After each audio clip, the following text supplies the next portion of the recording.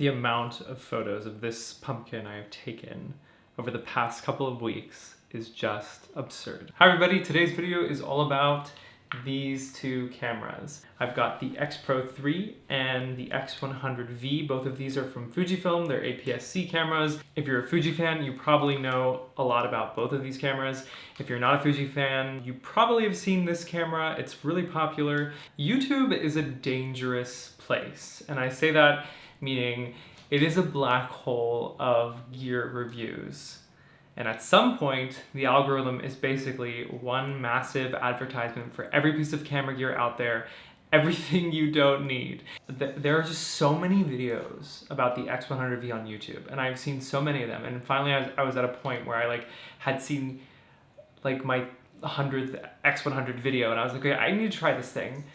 Need to see what it's all about. And so this video basically is comparing the X100V to the X-Pro3. I've had the X-Pro series for a while. I had the X-Pro2 a few years ago. I had my X-Pro3 for several months now. So I really enjoy that camera. I've never used an X100 camera. I wanted to see what all the hype was. And I have to say, I'm really, really impressed. There are a few key differences between these cameras. For the most part, these are very similar cameras. There's not a whole lot of difference here, but there are a few key things that are different. There are some things about the X100 that I actually prefer over the X-Pro, and there's one big difference between the two cameras. I mean, there are several smaller differences, but there's one difference that really matters in my opinion, and we're going to talk about that in just a little bit. So both of these cameras have a rangefinder inspired design. They're relatively similar. In terms of the design, they work in very much the same way, and in terms of image quality, it's almost, it's indistinguishable. Aside from the fact that they use different lenses, the X100 is obviously a fixed lens system. The X-Pro, you can get some different results depending on the lens that you use, but the sensor inside of these is the same, and the way that they work is largely the same. Get the same film simulations. They're very similar. So starting off with aesthetics, I was watching a video on Danae and Andrew's channel, and Andrew was talking about the X100 and saying that it's a really beautiful camera. It might even be more beautiful than the X-Pro3. So the X-Pro3 is a camera that I just think is gorgeous, and it's great to use. It's really fun to take with you everywhere because it just looks so good, and it's so small and it's so light. Even though I've seen a million videos of this little camera, I never really thought it was as attractive of a camera as the X-Pro3. It just sort of, in videos and pictures, looked to me like a toy camera, like Fuji was sort of going for the vintage look, but they didn't really achieve it. I don't really know, but I don't know, I just wasn't really impressed, and I was skeptical that it would impressed me more than the X-Pro3. But when I actually took this out of the box, it is a stunning little camera. It's beautiful. It might actually rival the X-Pro3. It does. It's just a gorgeous little camera. It's well built. It feels premium. It's fun to use. It's just awesome. I just love this little camera.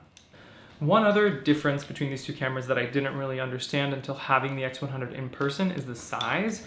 Even here when I'm holding these up, you can kind of tell that the X-Pro is bigger than the X100. I didn't realize until I had the X100 how small it is, because the X-Pro is a very small camera compared to other cameras that I've used. It's small and it's light, and it's just, you pick it up and you go.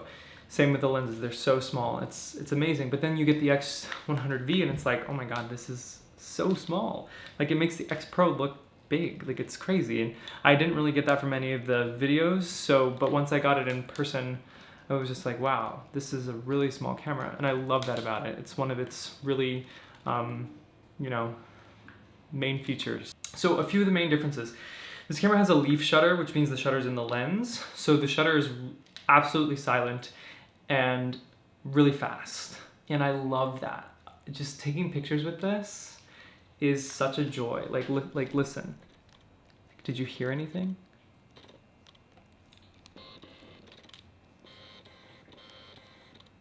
You hear the lens focusing more than you do the actual shutter. And they do give you shutter sounds, but I turned off the shutter sounds because they're just not very good, and I sort of like having the silent shutter. As opposed to the X-Pro, which is a really nice sound, but it's also a very audible sound. I mean, it's not half as loud as a, you know, DSLR, but it is present. So the leaf shutter is one design feature of the X100 that I really love. I think it's just great. The other thing is there's a built-in neutral density filter in this camera. So you don't have to worry about attaching various ND filters to your lens. It's already built in. You can just press a button and have an ND filter, which is a really nice feature if you want to shoot at this lens's fastest aperture, which is f2. This lens is phenomenal. The pictures are really sharp. I didn't use any of the previous f2 23mm lenses on this camera system, so I can't compare. People say that this one is sharper, but like I say, I haven't used the other X100, so I'm not sure, but I can say that this lens is beautiful. It has really nice blur and up-close images at f2 when your subject is up close and the background can sort of fall away. And the images that come out of here look phenomenal. These both have the Fujifilm hybrid viewfinder, so an optical viewfinder and an electronic viewfinder. The X100 has this little screen on the back that will also show you a preview of your image, just like any other camera on the market today with the LCD screen on the back. This one obviously flips out, so you can shoot at the hip and see your screen. The screen also is like completely flush against the camera. So when you don't have it flipped, you can't even tell it's a flip screen. And then when you want it to be flipped, you can flip it out, which is really nice. The X-Pro3 has this back that the screen is hidden, which is probably its defining feature. And you can fold this down so you can still shoot from the hip. One thing I really liked doing with the X100 is using the back screen to get a sort of preview of what my image is going to look like in terms of exposure, film simulation, that sort of thing, and then keeping the viewfinder on the optical viewfinder so that I can sort of get a sense of my image using the back screen here. And then when I go in for a more intimate look at my subject or my scene, I can use the optical viewfinder. Now the viewfinder does have an electronic viewfinder, so you can basically see the same image you're seeing on the screen here in the viewfinder itself, which is also a really good feature. And I use that a lot on my X-Pro3, but I guess the point I'm trying to say is I like using the optical viewfinder, but it's not practical necessarily in the X-Pro3 because the electronic viewfinder is just really easy to use, and you know what your exposure is going to look like, the film simulation is going to look like. So in my opinion, it's kind of like, you know, there's really no reason not to use the EVF on the X-Pro3 because you don't have anything on the back. So you really just be using the EVF unless you want to shoot like this all the time, which isn't really cool, but I guess you could. But with the X100, you can just use the back of the screen to sort of get an overall picture of what you're going to be shooting, and then go in for a more intimate view with the optical viewfinder here in the viewfinder. So two different ways of shooting. You can really do both of them on these cameras, but it just is up to your preference. A couple of design things I don't like about the X100. I don't like this flippy switch on the side for the focusing. A lot of Fujifilm cameras have this instead, which I think is much better. It's just easier to use. This one on the side I think just looks kind of cheap, and it's also like it's hard to get it to stay in the middle sometimes. Just very minor, but I don't like this as much. Also, I know like this is a point and shoot camera. It's not the pro level, I mean it's the same as really the X-Pro3, so it is pro level, but it's not really a pro level camera. It's not as expensive as the X-Pro3. There's only one card slot. You know, it's nice to have two, but one is fine. The thing that I don't really like is this. Like, this feels very cheap. It like doesn't stay and you have to do this. It's like also very minor, but it's not as nice as the X-Pro where you have this guy and then it just clicks into place. You can just easily pull out the battery. And the X-Pro3 also has this nice flap here for your 2 memory cards. So I prefer the X-Pro3 for the card slots and this little switch. Also, the X100 has this like weird little flap here, which I'm not really sure how this is weather sealed because there's no rubber in here, but I guess it is. This camera is rated for weather. I actually have this lens hood, which I ordered from Fujifilm. I have a Hoya filter, and the adapter that you have to get with this camera to make it completely weather sealed. So that's what this is on the front. So like I said, both of these cameras have similarities. They have minor differences, but probably the biggest difference between the two cameras, and this is obvious, is that the X-Pro3 is an interchangeable lens system, right?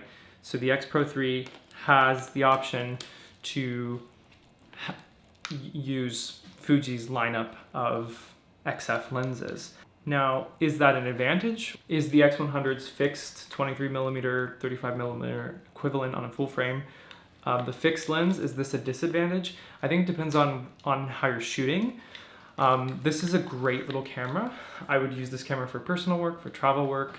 You could even use it for portraits. I mean, it's that good. Like, you use this for documentary style, street photography, lots of different things. You could use the X-Pro3 for all that stuff too. The X-Pro does have the option to, you have the option to use lenses like the 56-1.2 and the 50f1 and those like very portraiture lenses that will give you that extreme depth of field for portraiture and client work and all of that, which you don't have that option with this, but I think it's just a different camera. If you have a system like, for me, like my Canon system, which is my main system for my professional work, this is an amazing little camera to add to your kit. Just as like a personal camera, an everyday camera, a camera that you can take with you everywhere. It's so small and so light, and it's so fun to use. It's a camera that you just want to take with you everywhere. The X-Pro3 though is very much that way as well. It's a little bit bigger and heavier than the X100V, but with these f2 lenses, it's still very small compared to my Canon gear, and it is another camera that you could just throw in your bag and take with you. It's not as compact and not as easy to pick up and use as the X100, but it's very comparable. So I think it just depends on what you want. If you want access to all of Fuji's lenses, go with the X-Pro3. If you don't feel like you need it, and you might not, go with the X100. If you can have both, have both. I think it's just up to you and your style of shooting, but either way, you can't go wrong. They both are amazing cameras. They produce very similar images. They work very much the same way, and they have almost the same footprint. So either way you go, you'll be happy. So anyway, I hope that you've enjoyed this video. I hope you've enjoyed seeing some of these sample images up on the screen. Let me know what you think. Are you an X100V user? Are you an X-Pro3 user? What do you see as the advantages and disadvantages of both? I think it's not really that one is better than the other. It's just that you use them slightly differently, and each camera might appeal more to different people just depending on what you're shooting. So anyway, thanks for watching. I'll see you in the next one. Bye.